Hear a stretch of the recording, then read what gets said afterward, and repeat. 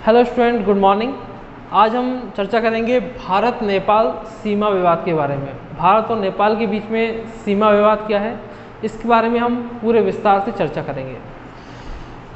भारत और नेपाल के बीच में जो संबंध हैं वो लगभग हजारों वर्ष पुराने रहे हैं। नेपाल भारत का पड़ोसी देश रहा है, एक छोटा देश है, और भारत उसकी तुलना में काफ़ी विशाल देश माना जाता है। इसकी शुरुआत होती है जो नेपाल और नेपाल के बीच में सीमा विवाद की शुरुआत होती है 1814 में। कब होती है? 1814 में। असल में भारत में जब अंग्रेजों का शासन चल रहा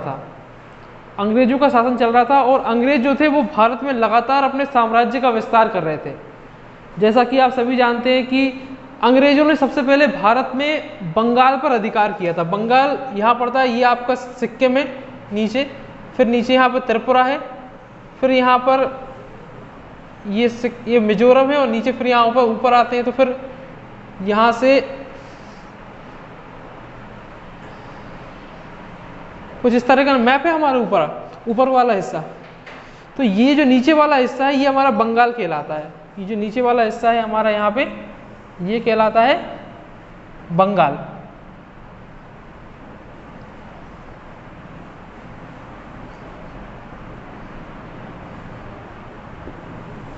ये पूरा हिस्सा बंगाल कहलाता है, और पहले बांग्लादेश और बंगाल एक ही हुआ करते थे।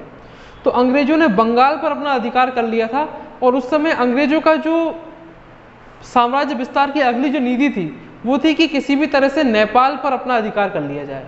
क्यों? क्योंकि नेपाल, अगर आप ध्यान से देखेंगे कि नेपाल एक ऐसा क्षेत्र है जो यहाँ पर बंगाल में रहने वाले व्यक्ति को मध्य एशिया तक पहुँचने के लिए एक इम्पोर्टेंट रूट प्रोवाइड करता है। अगर यहाँ पर रहने वाला कोई व्यक्ति है, अगर वो यहाँ पर जाना चाहता है, तिब्बत में जाना चाहता है, अगर कोई व्यक्ति यहाँ कलकत्ता में रहता है और अगर वो तिब्बत जाना चाहता है तो बीच में से नेपाल से होकर गुजरना होगा।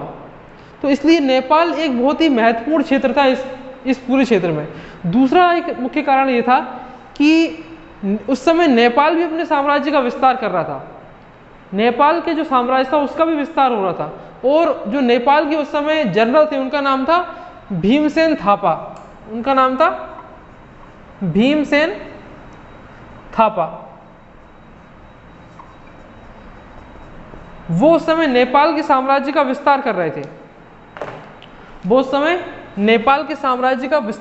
थे। और उन्होंने उत्तराखंड और हिमाचल प्रदेश पर भी अपना अधिकार कर लिया था। उत्तराखंड, हिमाचल प्रदेश और सिक्किम तक अपना विस्तार कर लिया था। इसके अलावा जो तराई क्षेत्र माना जाता है, तराई क्षेत्र क्या होता है?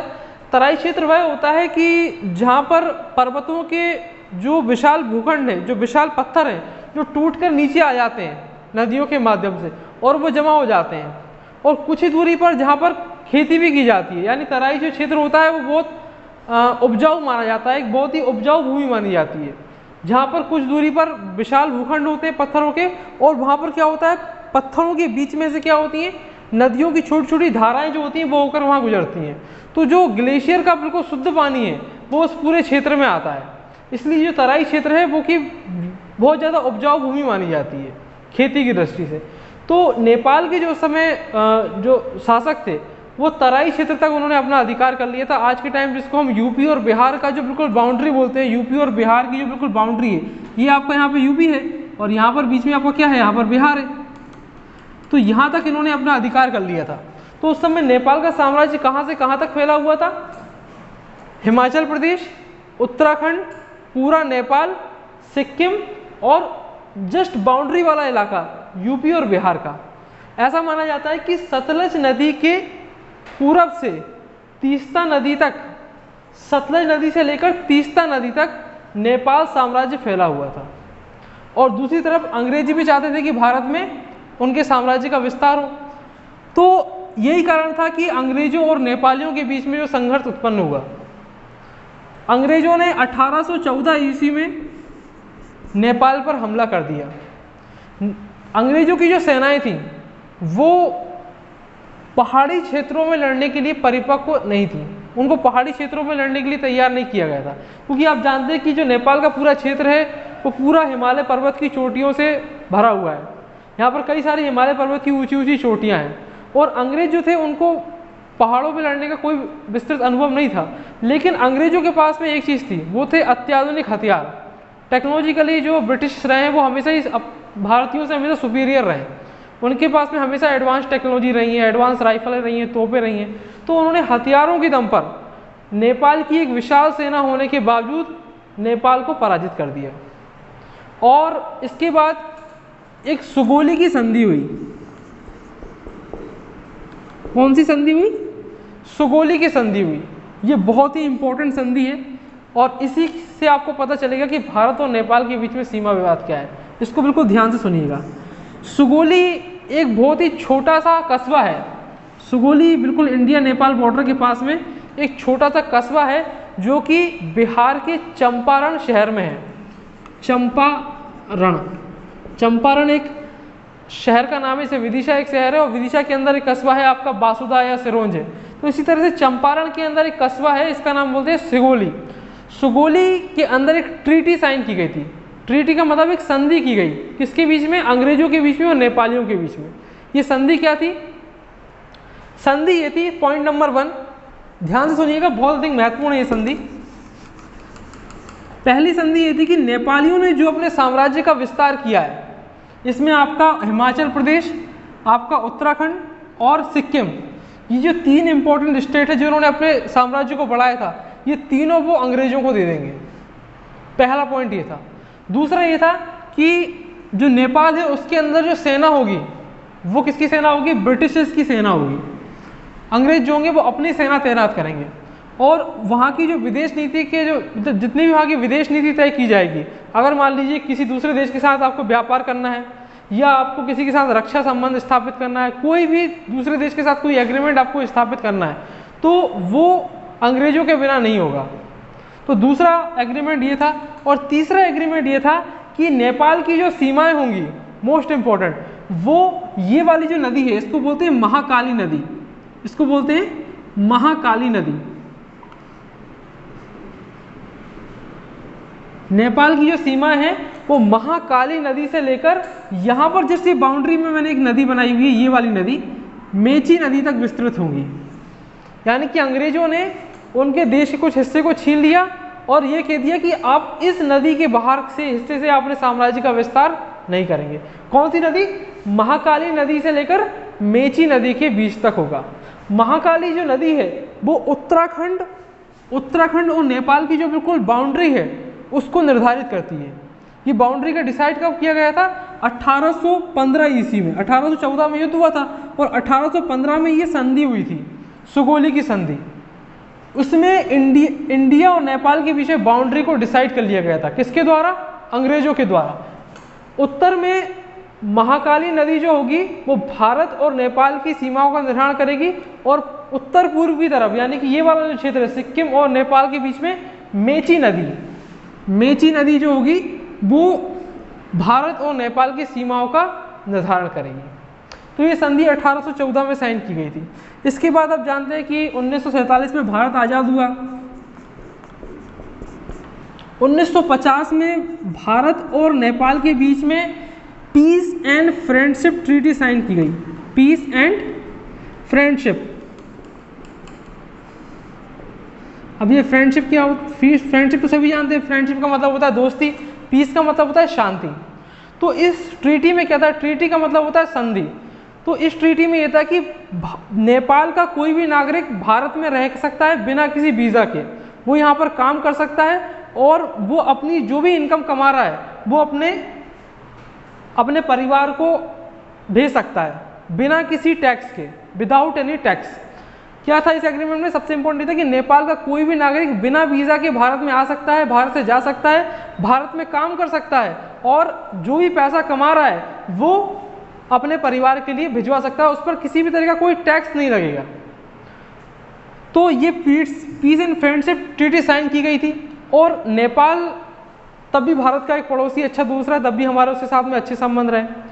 नेपाल में 2008 तक, नेपाल में 1950 से लेकर 2008 तक राजशाही चली। राजशाही का मतलब क्या होता है? राजा का शासन। वहाँ पर राजा का शासन चलता रहा और राजा का शासन 2008 में वहाँ अंत हो गया। उसके बाद वहाँ पर लोकतंत्र की स्थापना हुई। लोकतंत्र क्या होता है? लोकतंत्र का मतलब ये होता है कि देश का जो सर्वोच्च प्रधान होता है, जैसे हमारे देश में प्रधानमंत्री चुने जाते हैं तो वो जनता के द्वारा चुने जाते हैं। तो जो देश का प्रधान होगा वो देश की जनता के द्वारा चुना जाएगा। तो 2008 में नेपाल में लोकतंत्र की स्थापना हुई और उसके बाद वहाँ पर चुनाव हुए। चुनाव होने के बाद क्या हुआ, वहाँ पर दो बड़ी पार्टियाँ अस्तित्व में आई। एक पार्टी का नाम था CPN और दूसरी पार्टी का नाम था नेपाली कांग्रेस।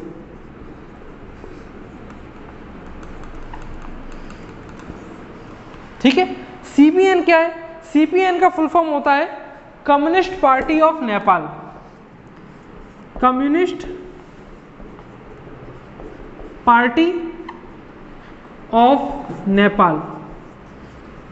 ये जो कम्युनिस्ट पार्टी ऑफ नेपाल है ये असल में चीन की समर्थक मानी जाती है। ये असल में चीन की समर्थक मानी जाती है और चाइना के अधिकांश लोग ये फेवर में ही रहते हैं। 2019 में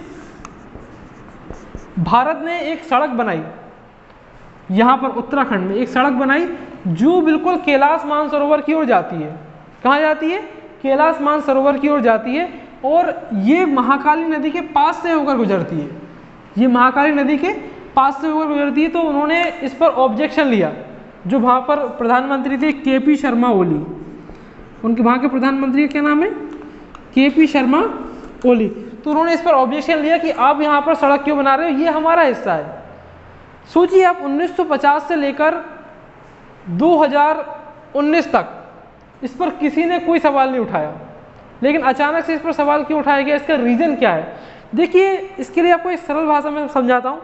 जब कोई भी नदी बहती है, जब कोई नदी बहती है तो उसका उद्गम किसी एक स्थान से नहीं होता है, उसका उद्गम कई स्थानों से होता है। जैसे सिंधु नदी का पानी है तो सिंधु नदी के पानी में चिनाब का भी पानी आता है, झेलम का भी पानी आता है, सतलुज का भी पानी आता है।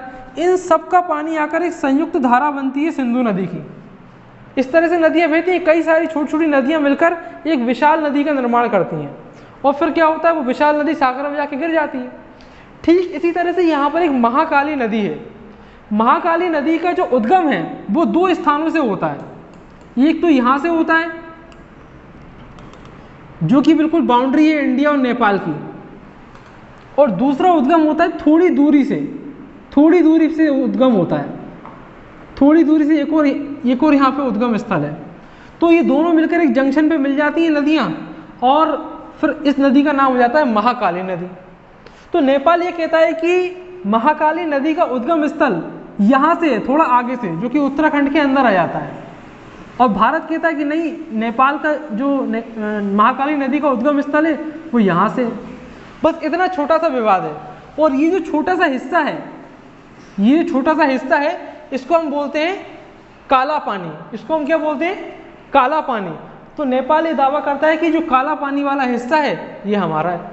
बस यही भारत और नेपाल की सीमा के बीच में विवाद है। और ये विवाद असल में भारत और नेपाल के बीच में कभी कोई विवाद रहा ही नहीं है। उसका मुख्य कारण है कि जो नेपाल की जो सरकार है, कम्युनिस्ट पार्टी ऑफ नेपाल, वो असल में चीन की समर्थक है। वो हमेशा चाइना के फेवर में रहती है। तो इसलिए उसने भारत पर अप्रत्यक्ष रूप से दबाव डालने के लिए इस विवाद को जबरन खड़ा किया है, और कुछ भी नहीं है। तो दोस्तों, आपको कैसा लगा ये वीडियो? आप अपनी राय मुझे कमेंट बॉक्स में दे सकते हैं। मेरे वीडियो को लाइक करें और शेयर करें। Thank you.